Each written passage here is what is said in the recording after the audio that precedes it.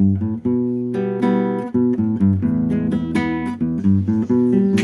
prazer e a dor.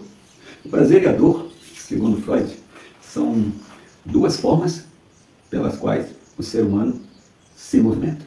O ser humano atua, o ser humano se motiva. Ou ele está fugindo da dor, ou ele está buscando o prazer.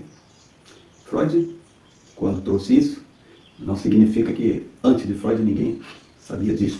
Porém, Freud fez pesquisas e essas pesquisas levaram a uma conclusão com status científico.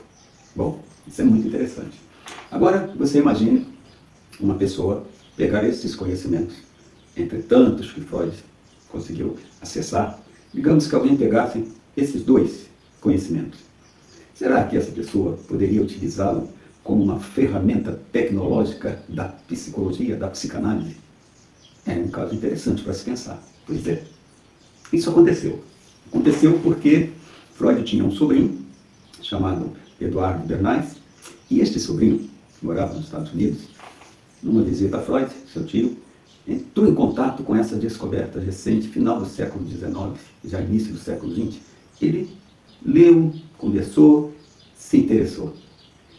Se não fosse esta pessoa, muito provavelmente Freud, cientista, médico, descobridor, iria usar isso de maneira diferente. Mas este senhor, né, ele teve uma expertise, né, dada a profissão dele, dada as circunstâncias, o contexto e por aí vai. O fato é que essa pessoa foi capaz de, sendo sabedora desses dois conceitos, e alguns outros provavelmente, mas com apenas esses dois, ele conseguiu transformar a sociedade, transformando a cultura, transformando as crenças. Não é? Então, se uma pessoa acredita que ela está diante do medo, ela foge. Diante da dor, ela foge, basta ela acreditar. Se ela acreditar que ela está diante daquilo que é o desejo dela, ela também se movimenta, mas não para fugir. Ela vai ao encontro daquilo que lhe agrada e aquilo que foi desejado. Pois bem, então, essa pessoa, o Bernays, ele conseguiu, lá nos Estados Unidos, atuar no período pré-guerra, né, para motivar os soldados que teriam que ir guerrear. E, ao mesmo tempo, fazer com que a população que permanece no país, os pais, avós, parentes em geral, todas as pessoas envolvidas com os soldados que iriam, né, para a guerra, que eles tivessem uma boa aceitação.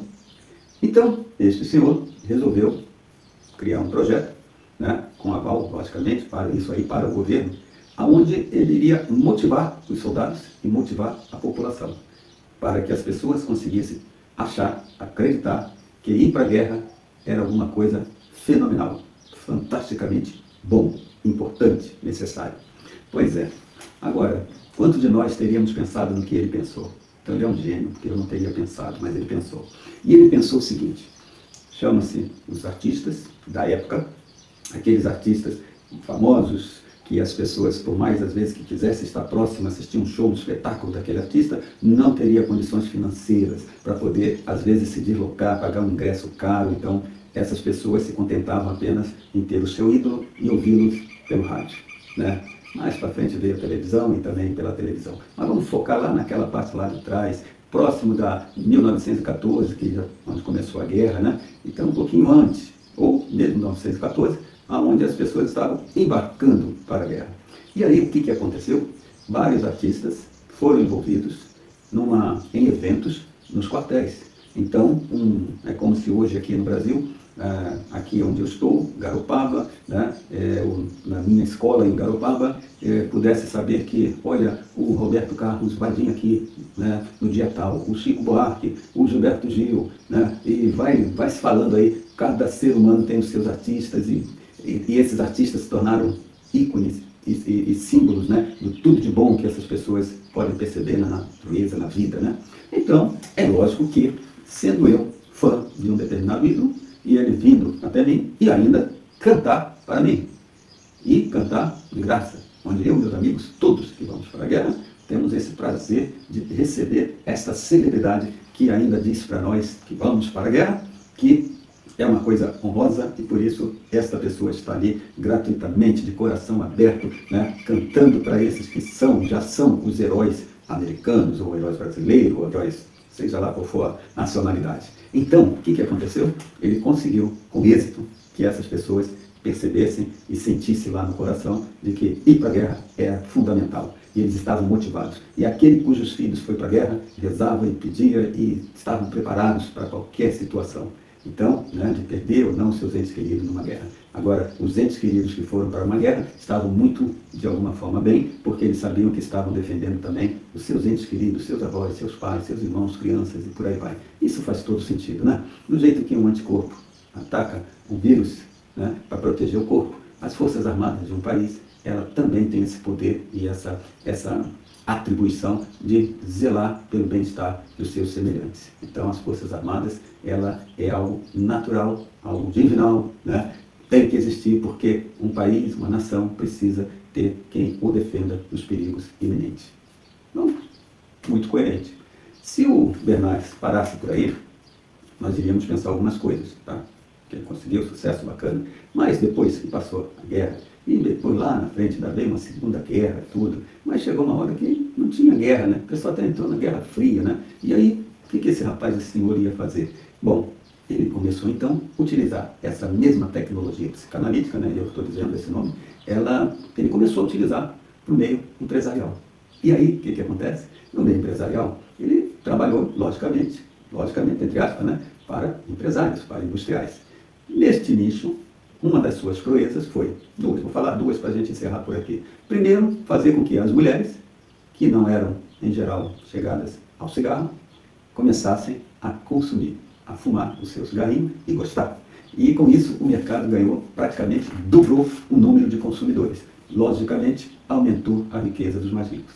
Outra coisa que esse senhor fez foi, nós sabemos que o flúor ele é um elemento químico que ele sobra em várias reações químicas feitas com materiais extraídos do solo, combinando e recombinando para fazer outras coisas, né? Então, sobra-se nas indústrias, em geral, sobrava-se muito flúor, que era dispensado nos rios, no mar, no ar, e aí com isso era um caso sério, porque aí estávamos próximos de termos aí doenças e vários problemas por causa disso, e as empresas precisavam que isso fosse resolvido. E ele resolveu. Ele deu uma ideia de colocar o flúor na água. Claro, deve ter feito igual ele fez contigo, foi lá, começou, tá, ficou sabendo de alguns conhecimentos, e ele deve ter visto alguma coisa que dizia que o evita que a pessoa tenha cárie.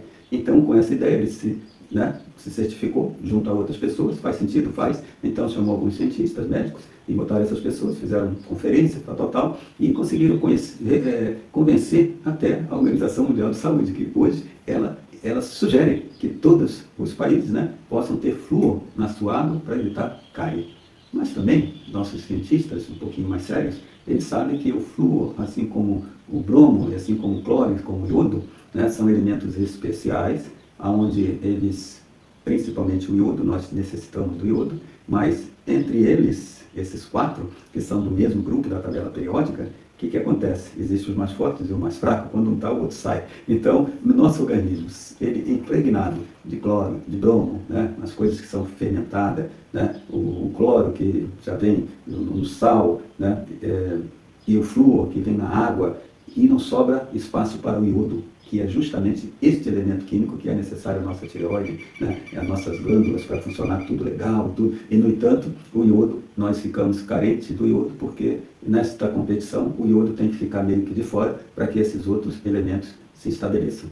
Então, hoje a gente sabe que o flúor faz mal, muito mais mal do que bem, né? Em relação à cárie, tem outras formas de se eliminar ou de se evitar que as cáries cheguem até as pessoas, né? Uma boa higiene, coisa e tal, tantas formas, mas ainda é prescrito até hoje. Então, será que hoje, no dia de hoje, né, nós temos condições de, usando ainda essas duas ferramentas, esses dois conhecimentos, a dor e o prazer, a gente consegue manipular as culturas, gerando crenças, e as crenças mudam as pessoas, e as pessoas mudam a sociedade? Será que isso é possível? Não preciso nem responder, todo mundo sabe que sim. Bom, sabendo disso, percebendo isso, o que isso tem a ver com o nosso objeto de estudo, de tema, para essas pequenas palavras que eu estou falando aqui, que é o racismo? O que tudo isso tem a ver com racismo? Pois é, pior que tem a ver, totalmente relacionado um ao outro.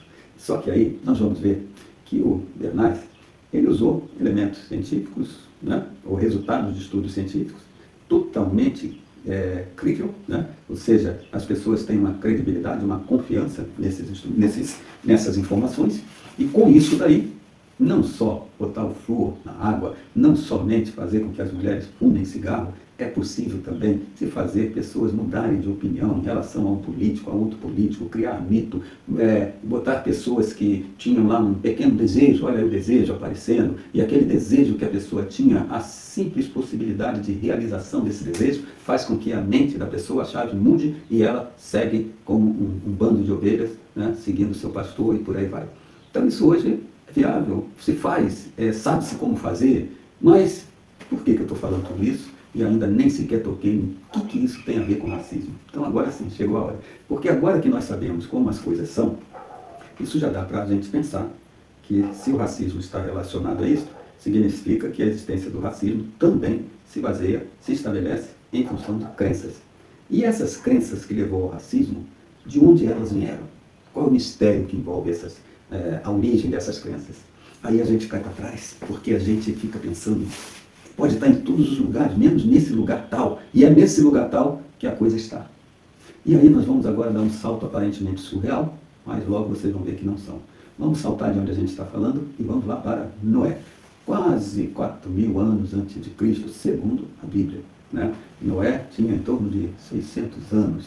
Estou falando isso só para a gente ficar curioso, né? E pensar assim, impressionante, um homem estava com 600 anos. Depois do dilúvio ele ainda viveu mais 350.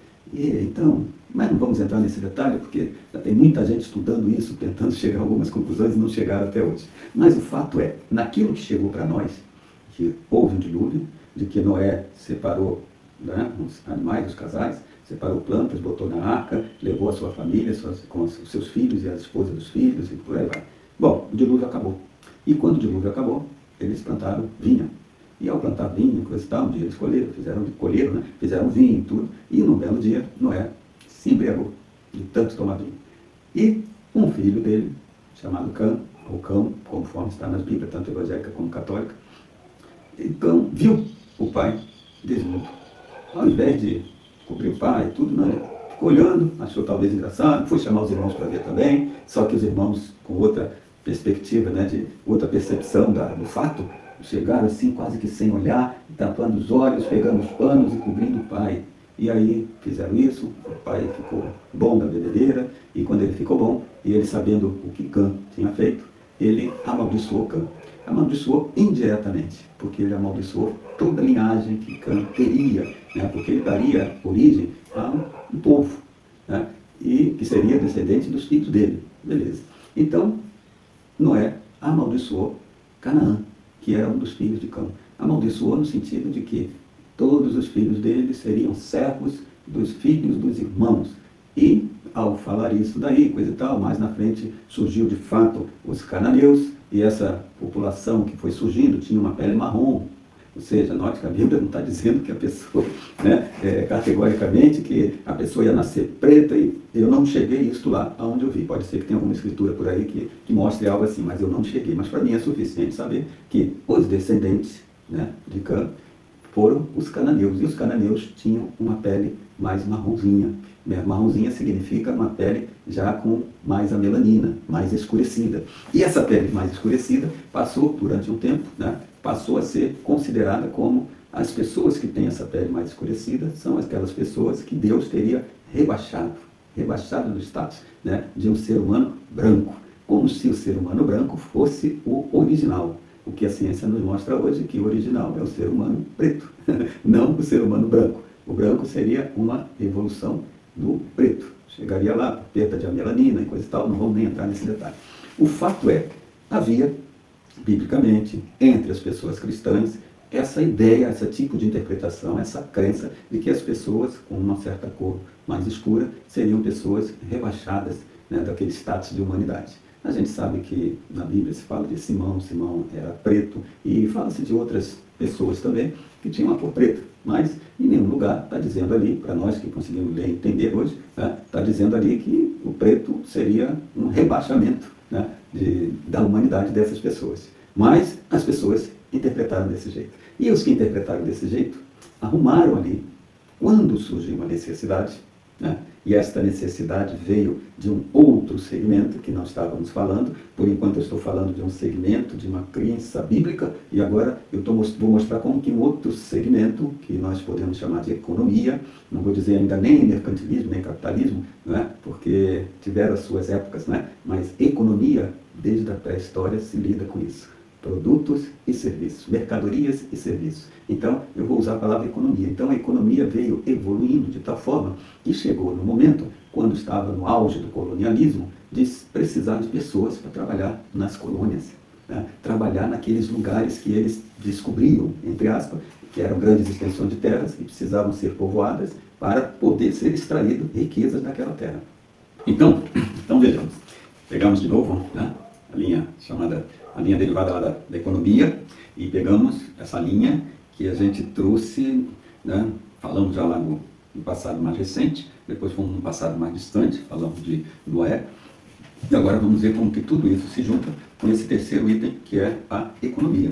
Então, a economia, que logicamente, no período da colonização, se diferenciou muito da economia daquela época, vamos botar em 1600 e pouco depois de Cristo, 700, né, com invasões bárbaras, vikings se aventurando também a fazer algumas viagens pelo mar, né, mais distantes, onde naquela época se saqueava e depois roubava, matava as pessoas e voltava lá para o lugar como heróis. E durante muito tempo, né, foi esse tipo de economia que tinha, né? As pessoas faziam aquelas guerras e com aquelas guerras eles adquiriam riqueza, né? Haja visto que aqueles soldados, em geral, a gente pode ver que até o Império Romano atuava dessa forma também, ou seja, o espólio de guerra. Então, as pessoas iam para a guerra como se fosse trabalhar. Por quê? Porque elas iam para a guerra e lá eles teriam direito a parte da riqueza que seria conquistada. Então, era um sistema econômico, de alguma forma, meio complicado, mas era isso. A gente ouve muito pouca gente falar, eu pelo menos não vi ninguém falar desta maneira ainda em relação à questão das guerras. Mas, evoluindo, chegou agora, né? Estamos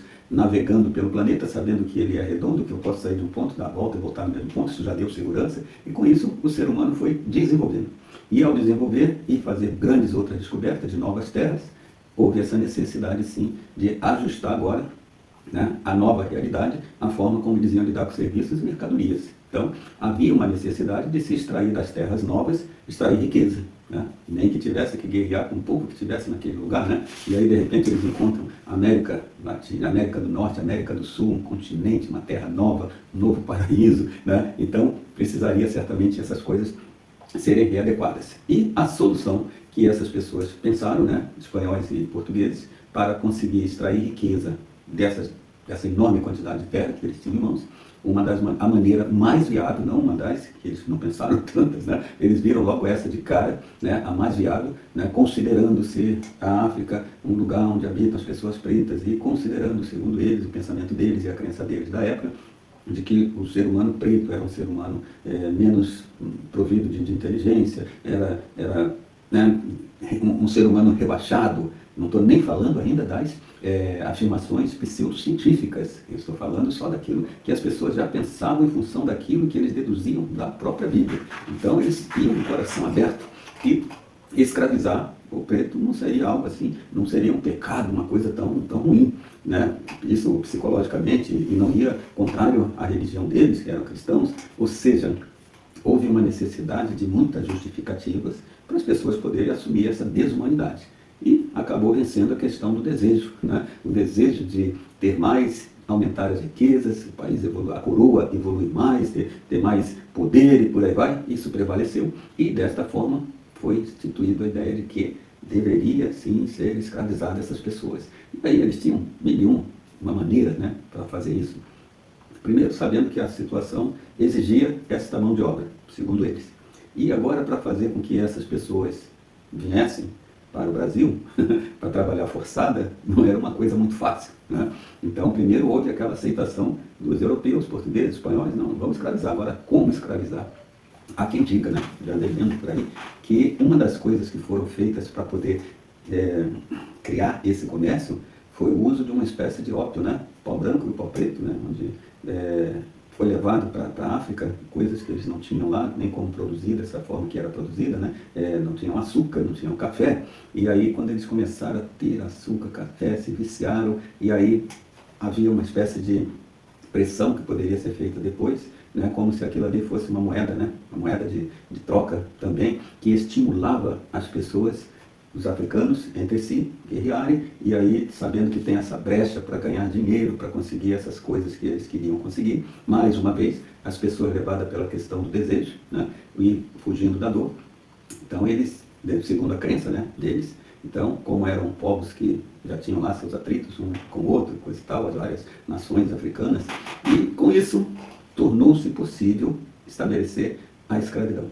E aí eu quero dar um fechamento legal nessa parte, que a partir do momento, então, que começou, de fato, o transporte pelos navios negreiros até chegar no Brasil e coisa e tal, não estou falando dos outros países que estavam fazendo a mesma coisa, né? Os países europeus também, mas daí até chegar essas pessoas escravizadas no Brasil, isso só foi o começo, porque agora ele já tem o fluxo de trazer mão de obra, e uma mão de obra, não vou falar barata para não parecer com a mão de obra barata de hoje, vamos falar mão de obra escrava, onde eles não tinham prejuízo, né? Pagavam, mas era um valor muito pequeno perto da produção que essas pessoas iam proporcionar, né? Da riqueza que eles iriam gerar.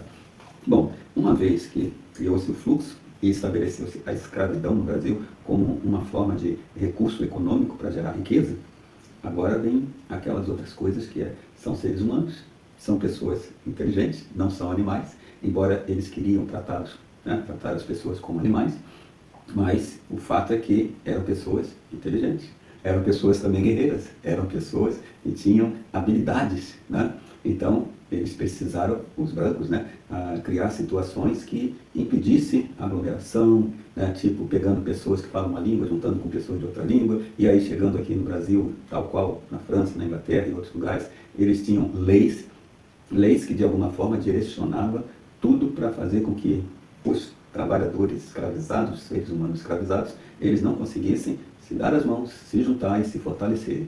Então, tinha leis que impediam isso, mas mesmo assim, isso era burlado, e aí os quilombos foram surgindo e por aí vai. O fato é que essas leis que foram criadas, elas destilavam um veneno, elas destilavam assim, ela expressava o mal, um ódio, né? Porque na hora que as pessoas fazem uma legislação, e essa legislação passa a valer, então a força agora pode, com base na lei, criar punições e por aí vai, e isso não é diferente do que é hoje. Só que foi necessário para essas pessoas que queriam conter os escravizados, né, tanto que conseguiram por 350 anos, eles precisaram dessa legislação, e eles fizeram. E as pessoas que eram pessoas normais, digamos, durante um certo período antes da escravidão, passaram a aceitar a escravidão como algo natural, e depois, passando de uma geração para outra, isso foi se naturalizando mais ainda.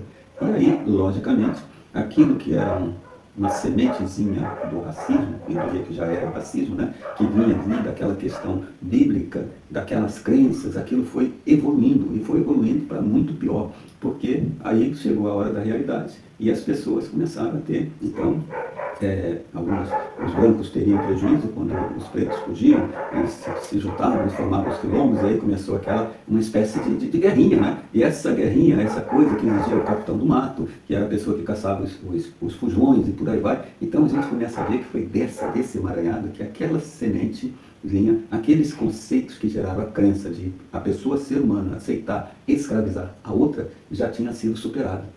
Então agora era uma questão de domesticar, né, de impedir que essas pessoas inteligentes e capazes pudessem se rebelar. E aí surgiram essas leis que algumas, mesmo quando elas não existem, hoje parece que ainda está na cabeça das pessoas tudo aquilo ali, né? Aquela estranheza quando as pessoas olham assim para uma, né, que está lá no RH das empresas, que está lá nas polícias, quando as pessoas vão interpelar as pessoas na rua, ver se tem documento, se não tem. Então, parece que o pessoal ainda atua e age com leis que nem sequer existem mais. E o que leva a gente a concluir que a coisa é mais do que uma lei, é mais profundo que isso. É algo que está lá dentro da mente das pessoas. E aí, por isso, eu fiz essa correlação com a descoberta de Freud e por aí vai. Então, uma vez que as crenças foram implementadas de que branco é uma raça superior, é uma raça mais inteligente, porque tem crânio maior, segundo eles, isso também era falso, tudo falso, mas eles acreditavam naquilo dali, com certeza, e eles se privilegiavam de ser, né, se sentiam privilegiados por ser uma raça mais evoluída, uma raça que Deus não lançou nenhuma maldição. Então, essa coisa, isso ficou na mente das pessoas e foi passando, geração após geração.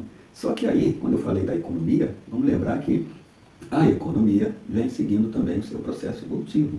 E depois que entrou na questão do colonialismo, passou alguns séculos e aí chegou a industrialização. E quando a industrialização chegou primeiro na Inglaterra, a Inglaterra foi capaz de descartar a escravidão e, portanto, os homens e mulheres escravizados, né? Então eles foram descartados porque agora, com esse novo advento da indústria, então o que precisava era uma população de trabalhadores que ganhasse pouquíssimo, mas que fosse suficiente para sobreviverem, né? Então tinha que ter aquela renda mínima. E mesmo essa renda mínima, depois ela conseguia, o indivíduo conseguia ter um retorno. O indivíduo que eu falo, o burguês, o dono do capital. Então essas pessoas, né, vendiam mercadoria, vendiam alimento, que as pessoas compravam com aquilo que elas ganhavam como resultado do seu próprio trabalho. Então a coisa foi descambando para o outro lado. Escravidão não faz mais sentido. E aí pronto, na Inglaterra, escravidão não faz mais sentido, começaram a se industrializar, depois um país também, depois outro país. E o Brasil, a gente vai notar que foi o último, né? E houve uma movimentação abolicionista que não visava acabar com o racismo, mas assim com a escravidão, porque eles não tinham muita noção, acredito eu, dessa diferença, né? Porque não tinham Freud ainda estudando essas coisas, mas esse combate à escravidão foi importante, mas a gente tem que salientar que o Brasil, ele não tinha se industrializado. E como ele não tinha se industrializado, quem tinha toda a sua geração de riqueza focada na mão de obra escrava, então lutava, espelhava e eram pessoas de poder. Então era uma burguesia forte. Então, quando começou a vislumbrar essas possibilidades, né, da industrialização, as coisas já foram se afrouxando mais e coisa e tal, e de repente surge a libertação em 1888. E é um verdadeiro descarte. E, obviamente, como não era um país ainda industrializado, como os demais já estavam muito à frente, né, precisava ainda de mão de obra. E essa mão de obra que eles precisavam era uma mão de obra humana, e uma mão de obra humana que não necessariamente, né, tal qual lá já na França com a Revolução Industrial, na Inglaterra, nesses países mais avançados, era uma mão de obra que fosse remunerada. Então o Brasil ficou numa situação esquisita, porque ele nem era industrializado, mas a mão de obra que veio foi substituir a mão de obra escrava. Esse somatório de coisas gerou ódio, né? Porque as pessoas sentiam-se traídas, né, pela coroa, por tudo que estava acontecendo, onde a escravidão estava acabando, mas o país não estava ainda a nível de se industrializar. Então isso para o Brasil foi um sufoco, o Brasil inteiro como se ele começasse atrás, né, atrás dos outros, mas muito atrás dos outros. E aí o tempo foi passando, aí depois veio um neocolonialismo, onde começou-se novamente uma colonização, mas agora de uma maneira mais brutal ainda, né, porque já tinha maquinários, as questões armamentistas, né? Ou seja, o pessoal já tinha armas de fogo, tinha tantos mecanismos, né? Navio a vapor, trem a vapor, eles tinham muita tecnologia já, e no auge de tudo isso, pensaram insanamente em dividir o território africano, todo o continente africano sendo dividido para meia dúzia de países, onde cada um tinha o seu lote, porque aquele território agora serviria para o extrativismo, né? Para extrair ali matéria-prima que ia alimentar, fomentar a industrialização dos seus países. E para fazer isso de novo, eles precisavam também ter uma resposta, uma justificativa para uma população onde tinham pessoas que não tinham essa ganância, porque não eram pessoas ricas, eram gente normais, né, trabalhadoras como nós somos hoje, e era muito complicado se trabalhar, no caso, ser um político, ser um empresário, onde tudo que faz a opinião pública estaria muito contra. Mas, até isso, eles conseguiam trabalhar. Ou seja, lá, bem antes de Freud, né, eles já sabiam e se apegaram, aí sim, às pseudociências, que já tinha credibilidade, e as pseudociências dentro daquela coisa de conflito de interesse, né, nas pesquisas e tudo. Ou seja, começava-se a fazer uma pesquisa e ela deixava no meio do caminho de ser científica, e sim para atender aquilo que quem estava pagando queria que acontecesse. Isso até hoje é assim, infelizmente, e naquela época isso tudo estava começando. Tanto que o Darwin, que foi um cientista que não tinha esses comprometimentos, não tinha esse interesse de bajular ninguém, nem a burguesia, nem a coroa, né? Então ele foi genuinamente científico. Mas já o Herbert Spencer, lá na frente, que ele quis então atribuir, já que Darwin falou da evolução dos animais, das espécies, tal, ele quis então dar uma ajeitadinha para dizer que Darwin disse que teria uma evolução social também. E essa evolução social, ele explicava que era importante ter os embates, os conflitos, porque de tudo isso ia brotar uma raça de fato superior. E, ao mesmo tempo, também, como é que se diz, num episódio assim de bondade, de extrema bondade, eles entendiam também, logicamente, os interesseiros na questão econômica, eles entendiam ou eles praticavam essa crença entre eles de que o fardo do homem branco europeu seria cuidar do homem preto africano. E para isso teria realmente que invadir, tomar conta, mas não é para dominar, e sim para ajudá-los a evoluírem. Então, isso que soa para nós hoje, o absurdo do absurdo, naquele momento, naquelas mentes daquelas pessoas, isso foi aceito de uma maneira muito natural. Então, reis, rainhas, burguesia, todos pensavam dessa forma, embora monarquia e burguesia se atritando, porque a evolução econômica também estava acontecendo, e também a coisa ia ficar ruim para a monarquia depois do tempo. Então, para a gente ver como essas forças históricas vieram atuando. E nessa situação, que gerou inclusive a Primeira Guerra Mundial, o que aconteceu foi que, acabando a escravidão, né, e essa escravidão acabando, ainda assim, o racismo permanece. O que nos leva a acreditar que o racismo, ele brotou, né, muito provavelmente fruto dos prejuízos que no Brasil as pessoas julgaram ter tido, diferente da Inglaterra e de outros países que se industrializaram, porque no Brasil teve que trocar a mão de obra escrava por uma mão de obra que teria que ser paga. Então isso minou muito a riqueza dos mais ricos, né? Até o Brasil entrar na era da industrialização, ainda passou muitos anos para isso acontecer. Então isso acabou gerando para nós aqui essa coisa desse ódio, né? Aí o racismo seria esse ódio, essa raiva, essa ideia de que é superior e de que foi prejudicado pelo outro. Então essa mistura de situações gerou essa famosa crença, né?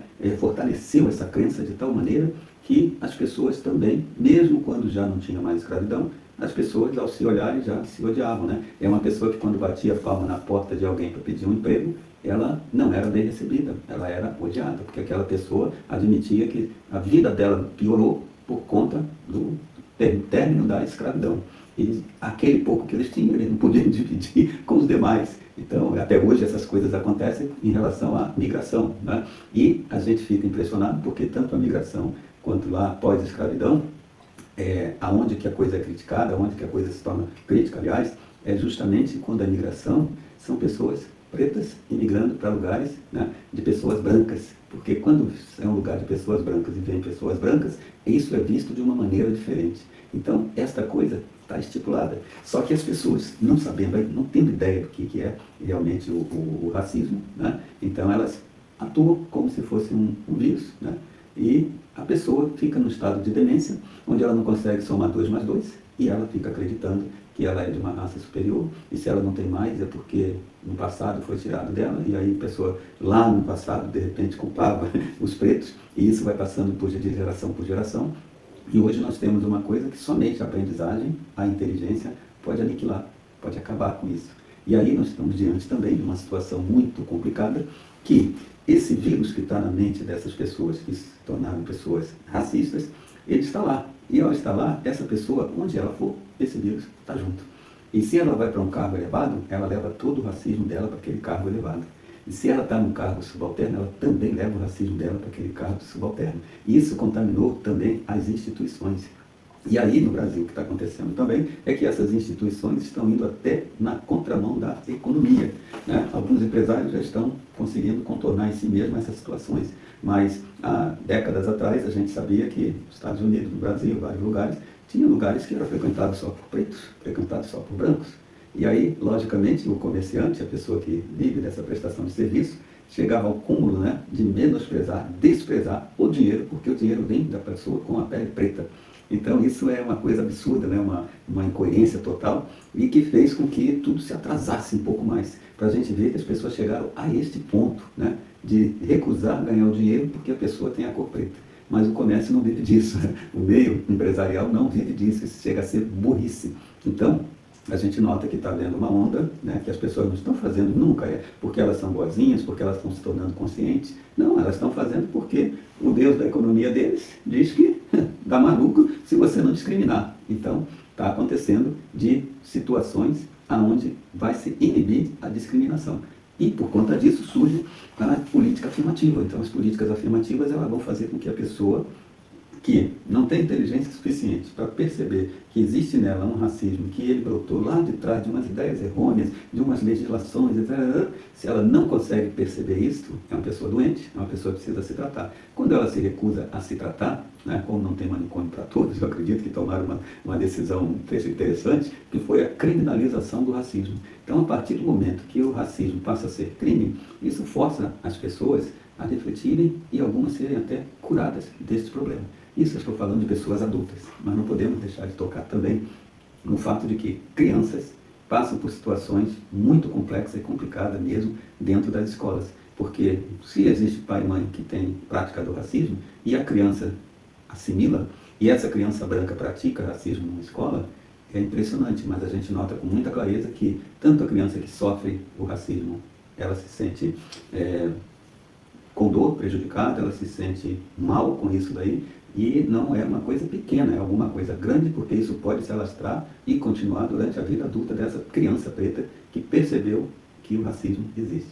Por outro lado, a criança branca, quando ela percebe que a melhor amiguinha, a melhor coleguinha dela, que é preta, e ela ofendeu essa coleguinha preta, ela também entra em choque, porque ela não aceita aquilo, né, de ter falado, de ter agido dessa maneira, além dos coleguinhas também repudiarem aquela ação. Então é uma criança que também sofre. Mas essas crianças que sofrem são as crianças que se curam com uma certa rapidez, né? E elas se curam porque elas, ao perceber aquilo dali, elas têm a oportunidade de mudar dali para frente. E elas mudam, né? E elas mudam, e ali o racismo não encontra mais lugar.